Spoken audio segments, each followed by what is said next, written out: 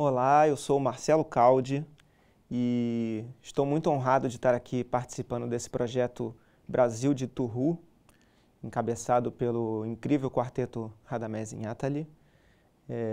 E hoje eu vou falar aqui um pouquinho sobre esse instrumento que é tão conhecido de nós brasileiros, que é a sanfona.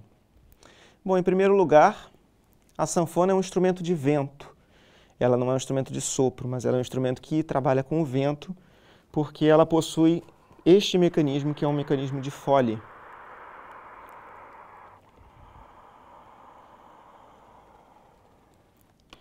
O Foley é responsável pela entrada e pela saída de ar do instrumento.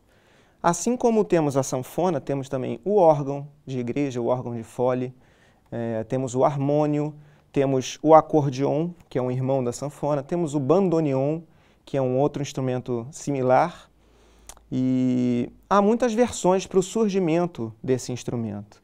E duas delas meio que se completam, que são o sheng chinês, que é um instrumento de tubos e que é acionado pelo sopro. E existia um tecladinho que fazia acionar aquele tubo. E o outro instrumento que é a viela de roda, que é uma corda presa a duas roldanas, acionada por uma manivela e que proporciona um som mais ou menos parecido com isso aqui.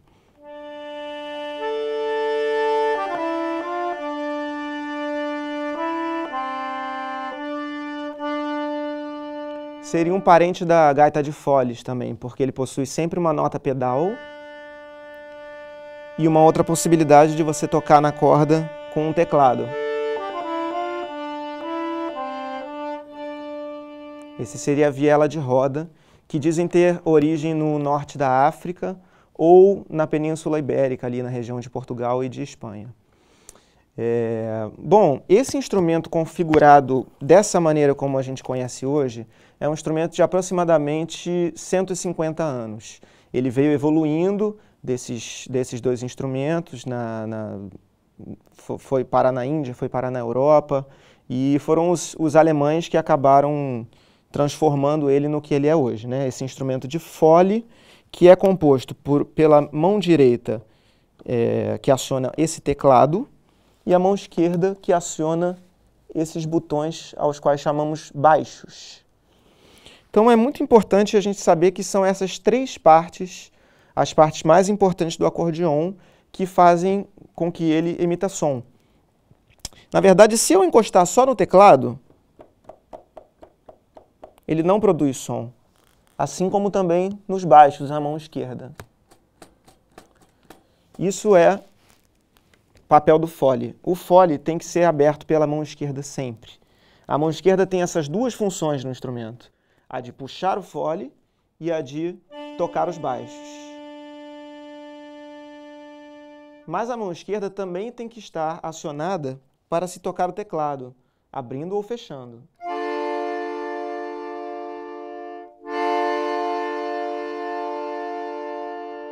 Só assim é possível emitir som de uma sanfona.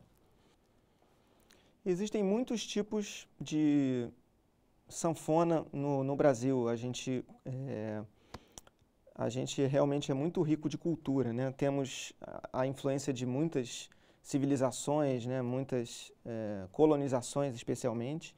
E aqui no Brasil chegaram muitos instrumentos de Foley.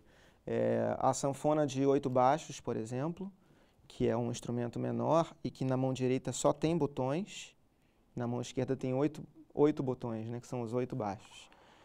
Temos também a concertina, que é um instrumento similar ao bandoneon e que o Foley é aberto para os dois lados, dessa maneira. Essa é a concertina. E, enfim, temos também a gaita ponto, temos algumas variações desse instrumento.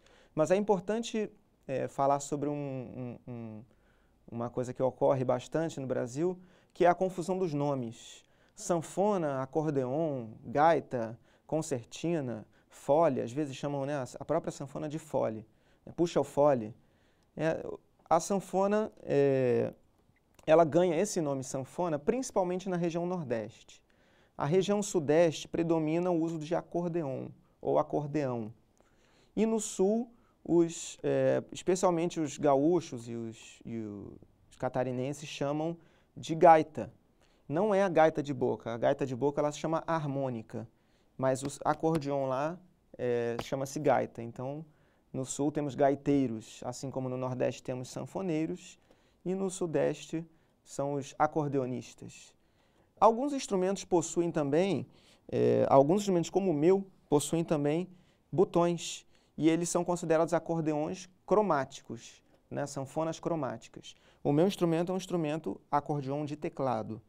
Ele tem esse teclado realmente que é similar ao do piano, você pode usar as mesmas digitações e, enfim, a diferença realmente é o uso do fole como a mola propulsora desse instrumento que faz o instrumento cantar.